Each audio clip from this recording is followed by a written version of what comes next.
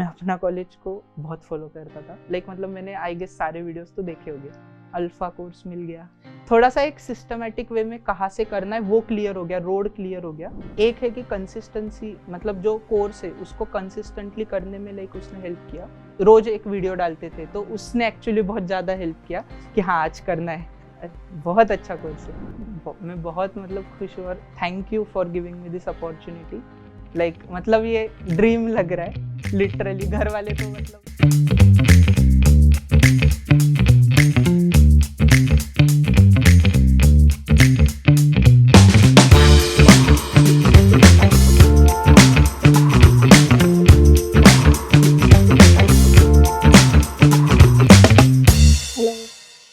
कैसे हो?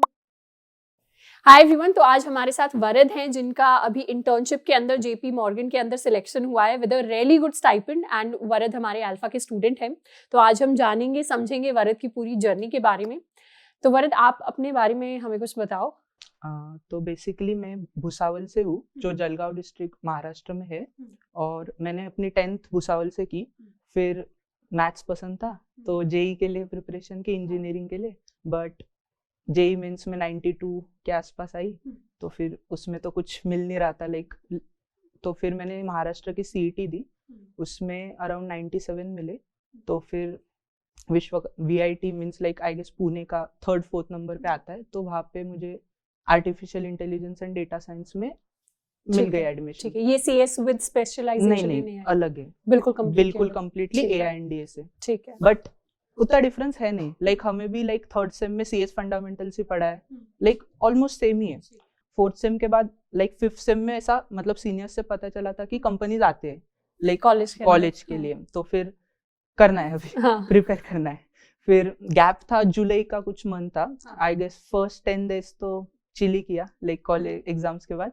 फिर मैंने देखा मैं अपना कॉलेज को फर्स्ट सेम से, क्योंकि हमारा जब फर्स्ट सेम हुआ तभी आई गेस C++ का भी डीएसए का तभी चैनल स्टार्ट हुआ था, तो प्लेलिस्ट हुआ था। और मैंने वहां से ही किया था, बट पूरा नहीं कर पाया था, बट जितना हुआ उतना किया था। तो मुझे पता था कि इधर से समझता है, अपने को पता रहता है कि किधर से समझता किधर से नहीं। फिर मैंने अल्फा कोर्स देखा, तो मुझे एक सिस्टमैटिक वे में करना था, तो इसलिए फिर मैंने अल्फा कोर्स ले लिया। कि भले वो जावा में था, मैं C++ में इंटरेस्टेड था, बट मैंने सोचा कि कंसेप्ट्स तो, और एक क्वेश्चंस जो डेली जो आएंगे, जैसे कि अपने अल्फा में भी वीडियोस थे, तो हर टॉपिक के बाद कुछ क्वेश्चंस थे, तो वो सिस्टमैटिक वे में एक बार हो जाएगा। और कुछ ऐसा सिस्टमैटिक रहा तो होता है, नहीं तो फिर आज ये कल वो, तो कुछ होता नहीं। मल्टीपल रिसोर्सेज हो जाते हैं तो हमें समझ भी नहीं आता। अच्छा ठीक है, अब ये कर लिया, अब नेक्स्ट स्टेप क्या है इसका, तो उसमें पाथ आपके लिए क्लियर हो गया। वो एक क्लियर हो गया। तो फिर मैंने अल्फा कोर्स शुरू किया, 1.5 मंथ 2 मंथ मैंने किया अच्छे से। फिर उसके बीच में JPMC का कोड फॉर गुड का आया था, तो उसका कोडिंग राउंड हुआ, तो वो निकल गया। मेरे कॉलेज से टोटल 17 लोगों का जो हैकेथॉन था उसके लिए शॉर्टलिस्ट हुआ था। फिर हैकेथॉन में बेसिकली उन्होंने डिफरेंट रीजन से, एक IGDTU की थी मेरी टीम मेंबर, एक हैदराबाद के थे। वैसे उन्होंने ऐसे कोलैज किया था कि सेम कॉलेज के तो कोई दो ना रहे एटलीस्ट। तो फिर वो हुआ, उसमें फिर हमने जो एनजीओस रहते वो PS देते, और फिर हमको वो प्रॉब्लम को सॉल्व करना रहता है, तो उसके हिसाब से और मेंटर्स असाइन हुए जो गाइड कर रहे थे। वो मेंटर्स फिर JPMC के एम्प्लॉइज ही होंगे जो मेंटर्स? VP थे ठीक है, ओके। एकदम देखा था मैंने लिंक्डइन पे, तो सब VPs ही थे। तो फिर उन्होंने फर्स्टली एक मीट लिया और बताया पूरा कि क्या क्या होता है। फिर बाद में जब PS डिस्ट्रीब्यूट हो गए, तो वो पूरा time I guess for 24 hours में से अराउंड 16 to 18 आवर्स हमारे साथ जूम पे ही थे। और बट उन्होंने जज भी कर इन बीच में उन्होंने 2 एक ऐसे रूम पे बुला के इंटरव्यूज भी ऐसे वो बोल रहे थे डिस्कशन कर रहे हैं, बट वो इनफॉर्मली जज तो कर ही रहे थे। उन्होंने एक बार बुला के डीएसए का क्वेश्चन पूछ लिया, रेज्यूमे के बारे में रेज्यूमे पूरा ऐसे अपन बोलते हैं ना कि रेज्यूमे में ऐसे हर एक पॉइंट पूछते जा रहा है, वैसे पूछा। फिर बट वो ठीक है, ठीक ठाक निकल गया। फिर 1 मंथ बाद उनका फर्स्ट लिस्ट आई, ये भी पता नहीं था कि फर्स्ट लिस्ट नाम की चीज होती है। एक लिस्ट आई, उसमें 5 लोगों का नाम था, जिसमें मेरा नाम नहीं था।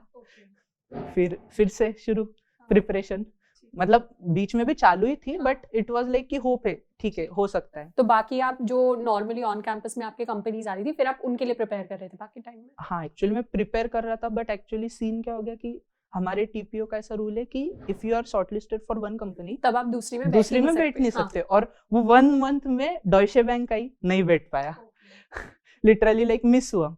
तो ठीक है, बट फिर 1 मंथ बाद अचानक एक दिन सरप्राइजिंगली सेकंड लिस्ट नाम की चीज होती है पता चला, और उसमें 7 लोगों का नाम था, उसमें मेरा भी था। नाइस। तो फिर ऐसे हुआ, तो आप हो गए फाइनली शॉर्टलिस्टेड। शॉर्टलिस्टिंग के बाद क्या फिर फाइनल ऑफर लेटर आ गया? उसके बाद और भी कोई राउंड्स हुए आपके? नहीं, उसमें लाइक जस्ट हमको टीपीओ को एक अश्योरेंस देना था कि एक्सेप्ट कर रहे हैं हम ऑफर। उसके बाद उनका एक सर्वे फॉर्म आया था कि लोकेशन का प्रेफरेंसेस डालो, वो आगे। और अभी लाइक रिसेंटली एक महीने पहले, नहीं आई गेस अभी दिसंबर के जो छुट्टियां थी तो तब लोकेशन अलॉट हुआ। ठीक है, तो कहाँ है आपकी location? Bangalore. Nice, city of startups. तो फिर आप बैंगलोर में जा रहे होंगे अपनी इंटर्नशिप करने के लिए, एंड कौन से मंथ में है इंटर्नशिप आपकी? अराउंड जून में। तो ये लाइक 5 जून से 28 जुलाई आई गेस टेंटेटिवली। तो 2 मंथ्स की 2 इंटर्नशिप मंथ्स की। ठीक है। और आपका स्टाइपेंड क्या है फिर जेपीएमसी में? मेरा स्टाइपेंड है 70,000 पर मंथ और रिलोकेशन बोनस भी है 50,000। Really nice. तो ये क्या हाईएस्ट गया है आपके कॉलेज में? चलो अभी तक तो मतलब डॉयशे का 75 था। हाँ। और बाकले का भी 75 था, पर वो रिलोकेशन नहीं था क्योंकि वो पुणे में ही थे तो उनको वो नहीं था। ठीक है, तो आप नई सिटी भी घूम लोगे एक तरीके से। और एक्चुअली पुणे में चाहिए भी नहीं था क्योंकि 4 साल पुणे में ही हूँ तो ठीक है, मतलब थोड़ा नया एक्सपोजर मिलेगा। एंड ऑल्सो बैंगलोर के अंदर और भी बहुत सारे स्टार्टअप, बहुत अच्छी कंपनीज हैं, तो आप नेटवर्किंग भी कर सकते हैं, दूसरे लोगों से मिल सकते हो जाके।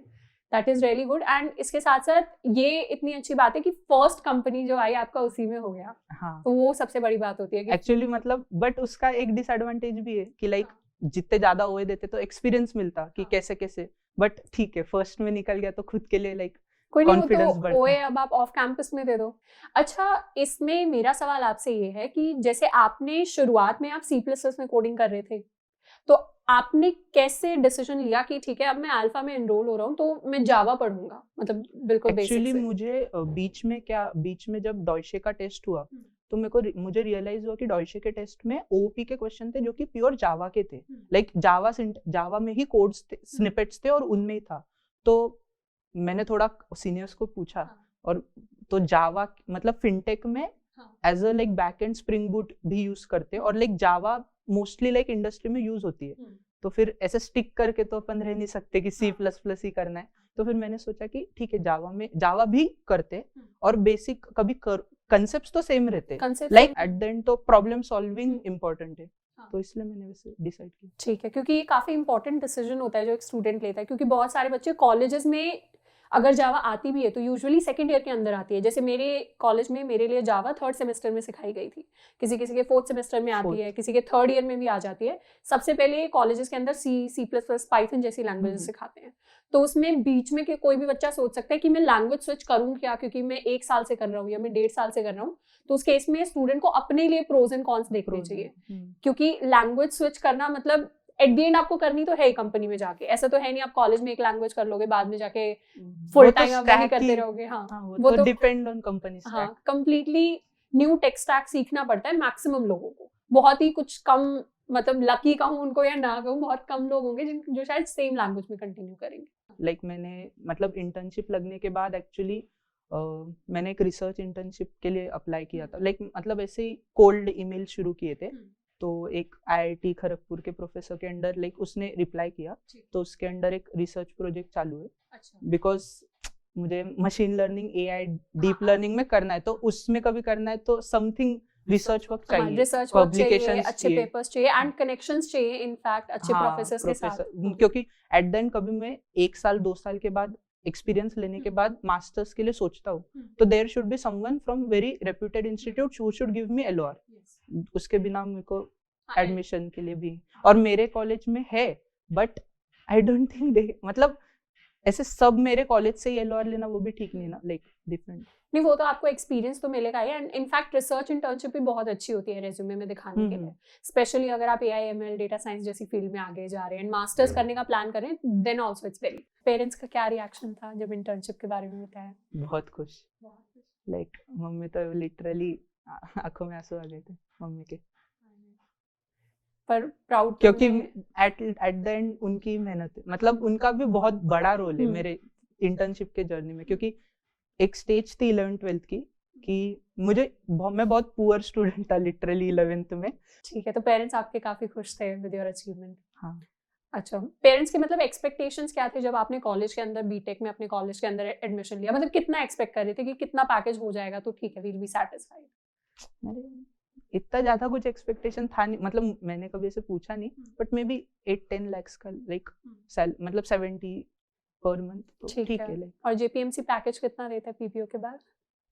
करंटली आई गेस हमारे जो फॉर्म निकला था उसमें 15 लिखा था, बट सीनियर जो इस बार के डायरेक्ट जिनको प्लेसमेंट मिला है थ्रू कोड फॉर गुड, उनको 17 का ऑफर हुआ था। ठीक है, तो होपफुली आपके बैच के लिए भी PPO 17 या उससे प्लस ही होगा। अच्छा, इसमें मुझे फिर आप बताओ कि एक तो हो गए हमारे डेटा स्ट्रक्चर्स एंड एल्गोरिथम्स, वो तो हमें पता ही है कि पढ़ने पड़ते हैं, अच्छे से प्रिपेयर करना पड़ता है। हमारे जो OA होते हैं, ऑनलाइन असेसमेंट, कोडिंग टेस्ट, उसके अंदर भी वही काम आते हैं, इंटरव्यूज में वो भी पूछ लेते हैं। बट उसके अलावा आपको क्या लगता है कि इंटरव्यूज के अंदर और क्या चीज़ है जो एक स्टूडेंट को प्रिपेयर करना चाहिए प्लेसमेंट्स या इंटर्नशिप्स के लिए? मुझे लगता है एक तो प्रोजेक्ट्स करने चाहिए, और मिनिमम 2 to 3 प्रोजेक्ट्स अच्छे से खुद के किए हुए, भले खुद के नहीं हो तो लाइक जहाँ से भी आप रेफरेंस लेके कर रहे हो तो उसका फुल नॉलेज रखो एटलीस्ट।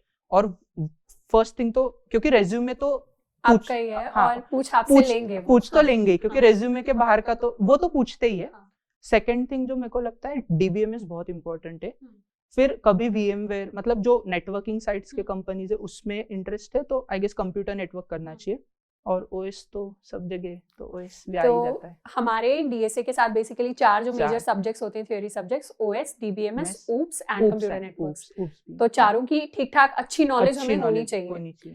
तो इसके लिए आपने कहाँ से प्रिपेयर किया था थ्योरी सब्जेक्ट्स के लिए?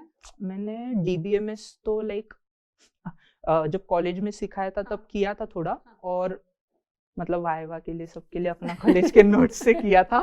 कंसाइज वे में कुछ चाहिए से, मतलब बहुत बड़ा नहीं चाहिए से। कंप्यूटर नेटवर्क तो मैंने सच नहीं किया, लाइक मतलब वो ऐसे थोड़ा सा जो उतना कॉलेज के लिए किया उतना किया। और OS लाइक मेरे को लास्ट सेम मैंने किया, तो उन्हीं नोट से रिवाइज कर लिया। ठीक है, और OOPS तो था ही, तो इधर से ही किया। अल्फा से। अच्छा, आपने रिवाइज उनको फिर किया कैसे? आपने जैसे आपने प्रीवियस ईयर क्वेश्चंस देख लिए उनके कि 40-50 ये मेजरली आस्क्ड क्वेश्चंस है, यही कर लेते हैं, या आपने एक्चुअली जाके एक टॉपिक को समझा? क्या प्रोसेस था करने का? मैंने OS तो टॉपिक वाइज किया है, लाइक एक क्योंकि कॉलेज में भी हमारे लाइक ऑफलाइन ही एग्जाम्स थे, तो भी ऑफलाइन में तो पढ़ना ही है, तो टॉपिक वाइज पूरा अच्छे से और लाइक प्रॉपर नोट्स बनाए।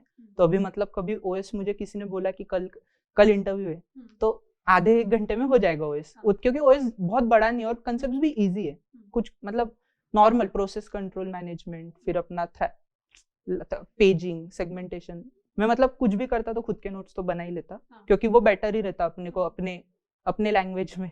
जैसे वीडियोस में भी आपने बोला है कि लाइक अपने लैंग्वेज में जो भी किया तो बाद में अपने को ही समझने में इजी रहता है। एंड वो सिर्फ आज नहीं, वो हम कई सालों तक यूज करेंगे, बाद में जाके कभी भी सेम सब्जेक्ट पढ़ना है तब भी रिवाइज कर लेंगे।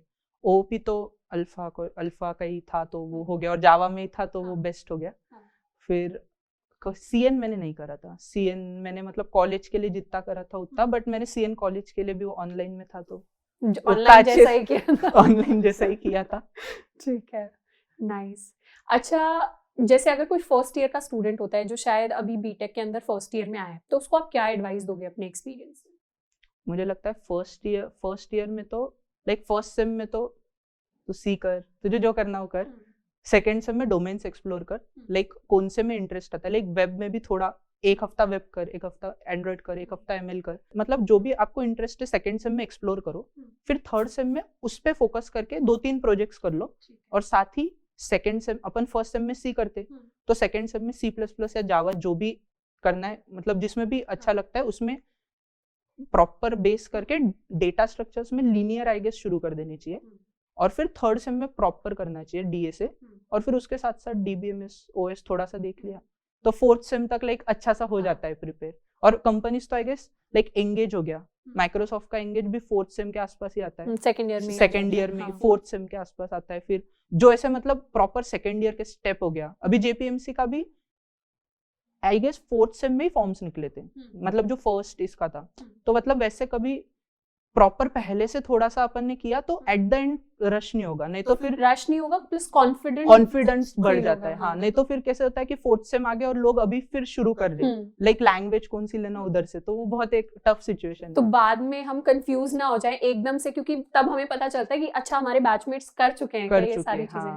तो और वो ऐसे होता है कि एक दोस्त का हो कि अरे इसका हो गया, इसका हो गया, इसका हो गया, फिर अपने पे पीयर प्रेशर, स्ट्रेस और पीयर प्रेशर भी बढ़ता है, वो भी। तो उससे बेटर है कि फर्स्ट सेमेस्टर से ही अपना आप प्रिपरेशन स्टार्ट कर दो, एक्सप्लोर करना स्टार्ट कर दो, मुझे एक्चुअली करना क्या है, और फिर उसको करना भी स्टार्ट कर दो, ताकि सेकंड ईयर जब तक इंटर्नशिप्स का टाइम है तब तक हम प्रिपेयर्ड भी हो, कॉन्फिडेंट भी ज्यादा फील करेंगे। एंड उस टाइम पे अगर फिर हमें रिजेक्शंस भी मिलते हैं तो हमें ज्यादा डिसहार्टेंड फील नहीं होगा, क्योंकि हमें पता है हमने मेहनत तो कर ही रखी है, कहीं ना कहीं हो जाएगा। हाँ, वो वाली चीज आ जाएगी। अच्छा, जो अल्फा के लाइव सेशंस थे उन्होंने कोई रोल प्ले किया, कुछ हेल्प किया? एक है कि कंसिस्टेंसी, मतलब जो कोर्स है उसको कंसिस्टेंटली करने में लाइक उसने हेल्प किया, क्योंकि टेलीग्राम पे भी आई गेस एक चैनल था जिसपे आप ऐसे रोज एक वीडियो डालते थे, तो उसने एक्चुअली बहुत ज्यादा हेल्प किया कि हाँ आज करना है। मतलब ऐसे कभी एक ऐसा होता है कि रोज अपन नहीं करते, कभी कभी गैप्स आते, क्योंकि बाकी का भी लोड रहता है, कॉलेज का कभी आ गया, कहीं आ गया, तो कभी ऐसे भटक रहे तो उसमें कभी प्रॉपर पाथ में चलने के लिए वो हेल्प करता है। ठीक है, तो वहां से थोड़ा सा मोटिवेटेड फील हुआ कि कर लेते हैं। आई थिंक अल्फा का सबसे बेस्ट थिंग जो मुझे लगी कि वीडियोस बहुत ज्यादा बड़े बड़े नहीं है, लाइक 5-10 मिनट के, और जो कंसेप्ट्स के वो 15 से 20 मिनट्स के। तो ऐसा नहीं कि बहुत एक कंसेप्ट का बहुत बड़ा तो वो वीडियो का साइज देख के अपन बंद कर देते कि नहीं करना है।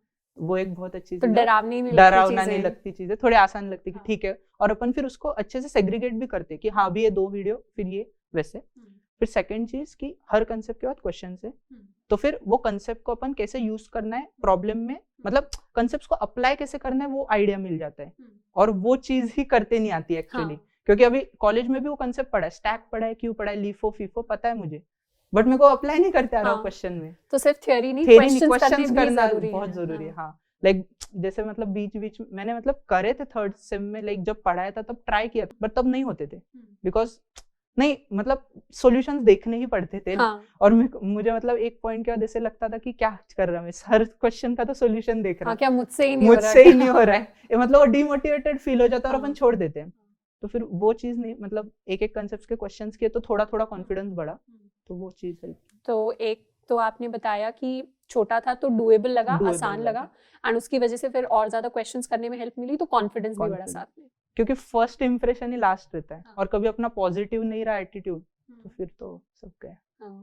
तो कॉन्फिडेंट अगर हम फील करते हैं किसी भी चीज को करने की तरफ, तो और ज्यादा हमारा आउटपुट बेटर निकल के आएगा। और जो मतलब मतलब मैंने C++ में भी आपका ही कोर्स फॉलो किया था, C++ के, और वो कोर्स से मैं आपको मतलब फॉलो कर रहा हूँ। बीच में आपके जावा के आए थे वो नहीं करे थे, बट समझती है चीजें, दैट्स द इम्पोर्टेंट थिंग, क्योंकि हर चैनल से ऐसा नहीं है कि जो पढ़ा रहा है वो समझ रहा है।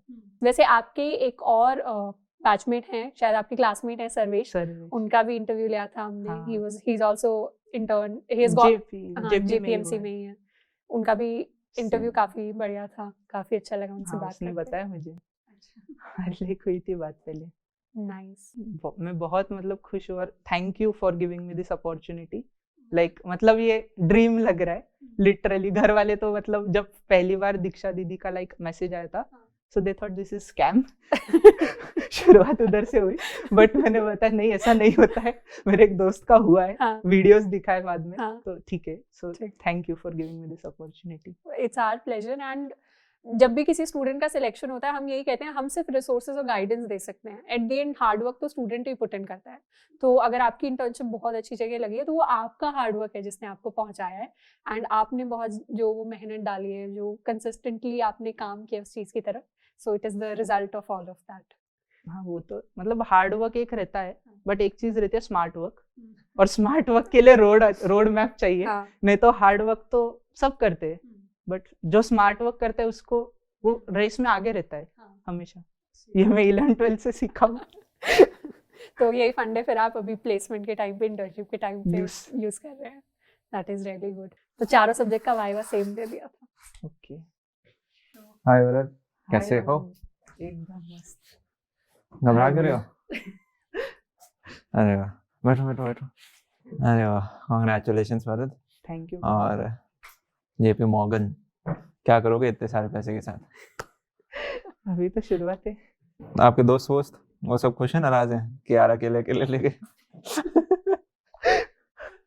खुशी है सब. सब खुश हैं. अभी तो भारत के साथ डिस्कस कर रहे थे इनके एक दोस्त का तो हमने इंटरव्यू लिया ही है कुछ दिन पहले. अरे वाह, तो दोनों साथ में जा रहे हो जेपी मॉर्गन? हाँ. अरे वाह, मतलब इसे डिसाइड भी हो गया कि वही कहानी अब तो छोड़ दे पीछा मेरा. वहाँ पे भी पीछे आ रहा है. वेरी गुड यार, ग्रेट. तो प्लेसमेंट प्रिपरेशन जो है इसके अंदर जब हम शुरुआत करते हैं क्लासेस तो पहले लैंग्वेज पे ध्यान देते हैं, फिर धीरे धीरे डीएस से आता है, फिर धीरे धीरे हमारे एडवांस टॉपिक्स आते हैं. तो कंसिस्टेंसी कैसे बनाए रखी, उसमें इशू है? बहुत ज्यादा. लाइक मतलब लैंग्वेज तो हो गई, लैंग्वेज तो अपने कॉलेज में साथ साथ सिंटैक्स वगैरह तो हो जाता है, but mainly I guess knowledge आ जाता है अपने को कंसेप्ट्स का, बट उसको अप्लाई नहीं करते आते हैं. और जो एडवांस टॉपिक्स है अभी एक बार देख के समझ में नहीं आते, तो फिर उनको बार बार देखना पड़ता है, रोक के वीडियो. हाँ, मतलब मैं तो वो पूरा लिख के ये मतलब खुद से ट्रैवर्स कोड को लिख के फिर खुद से ट्रैवर्स करके फिर कहाँ से तो समझ आता. ठीक है. पर अगर जेईई की तैयारी के कंपैरिजन में करें कि वहाँ मैथ्स पढ़नी पड़ती थी, फिजिक्स, केमिस्ट्री, बोर्ड की तैयारी साथ में, उसके कंपैरिजन में प्लेसमेंट की प्रिपरेशन कितनी लगी आपको? आई गेस इजी है प्लेसमेंट की.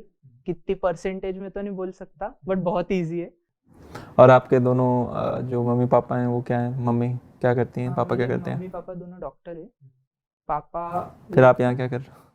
क्योंकि उन्होंने पहले ही बोल दिया 10th में मेडिकल लेना ही नहीं है. लेना ही अच्छा, नहीं है, उन्हें इतना पसंद नहीं आया वो. नहीं, मेरे को मैथ्स पसंद था पहले से, और उनका भी फिक्स था कि इसको मेडिकल में आने नहीं देना है. दोनों चीजें फिक्स थी. नहीं तो ऐसा होता है ना, डॉक्टर्स तो कहते हैं हमारे बच्चे डॉक्टर्स, मतलब ऐसे पूरे डॉक्टर्स में डॉक्टर्स घर में ऐसे मैंने देखे हैं जहाँ पे 5-5, 6-6 डॉक्टर्स, शादी भी डॉक्टरों के साथ हो रही है.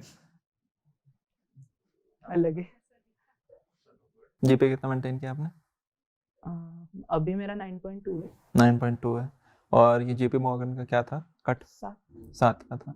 कोई कंपनी आ रही है 9 8 तक आ रही है.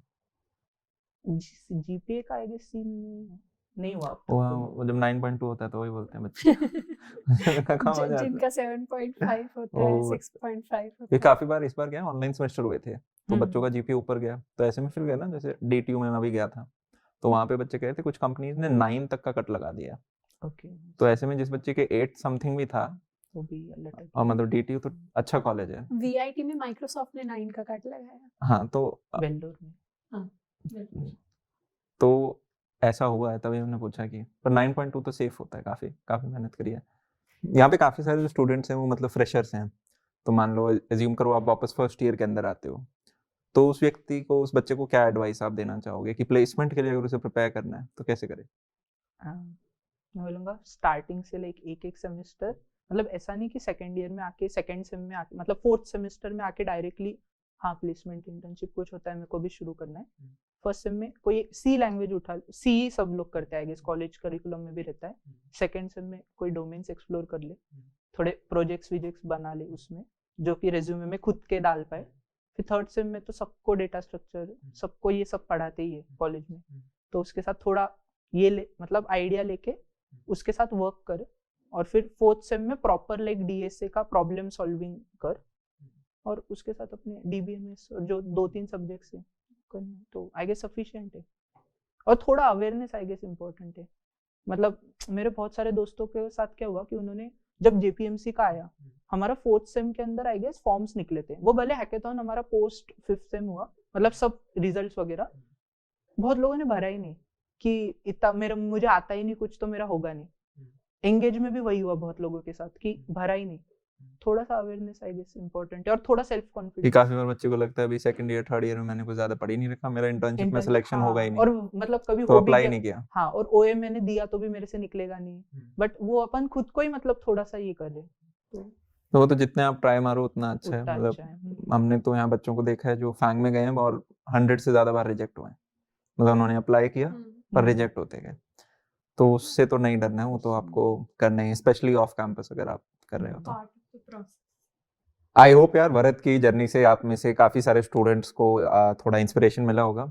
तो इसी के साथ यार हम आज का ये जो इंटरव्यू है ये समाप्त करते हैं। आई होप वरद की जर्नी से आप में से काफी सारे स्टूडेंट्स को थोड़ी हेल्प मिली होगी या थोड़ा इंस्पिरेशन मिला होगा कि यार चाहे आपके पास IIT का टैग ना हो और तब भी आप अपने मेहनत से चीज़ें कर सकते हो। बस कंसिस्टेंटली आप अपने फर्स्ट ईयर से स्टार्ट होते जाओ, कुछ कुछ चीज़ें सीखते जाओ, और मेन ईयर आपकी प्लेसमेंट प्रिपरेशन है, उसके ऊपर हमें प्रायोरिटी 1 देनी है, साथ में कुछ प्रोजेक्ट्स करने हैं और ये बिलीव रखना है कि यार हाँ हो जाएगा। जैसे इन्होंने बताया कि उनके काफ़ी सारे दोस्त हैं जिन्होंने अप्लाई नहीं किया इस डर में कि यार अभी ज़्यादा तैयारी नहीं हुई, पता नहीं सेलेक्ट होंगे नहीं होंगे। तो ये सरकारी एग्जाम नहीं है जहाँ नंबर ऑफ हमारे अटेम्प्ट्स लिमिटेड हैं या खराब लगेगा। यहाँ पे तो यार बहुत सारी कंपनी है और आप जितना अप्लाई करोगे उतना आप क्या एक आर्टिफिशियल डेडलाइन भी बना लेते हो कि यार मेरा एक आ रहा है, ये कंपनी आ रहा है, तो मैं इसके लिए तैयारी कर लेता हूँ। तो उस बहाने आपकी तैयारी भी हो जाएगी, आपका एक्सपोजर भी बढ़ेगा। इसके साथ समाप्त करते हैं, तब तक के लिए बाय बाय, टेक केयर, सी या। तो कांग्रेचुलेशंस वरद, और बहुत सारे फ्लावर्स हैं और अपनी मम्मी को जाके आप अच्छे से दे सकते हो। ठीक है, थैंक यू भैया, थैंक यू दीदी। छोटा सा और गिफ्ट है आपके लिए, आपके पेरेंट्स के लिए। ठंडी हवाएं। ये इंडियन एम्ब्लम है जो हम अल्फाइट्स को देते हैं, because alpha is also lion.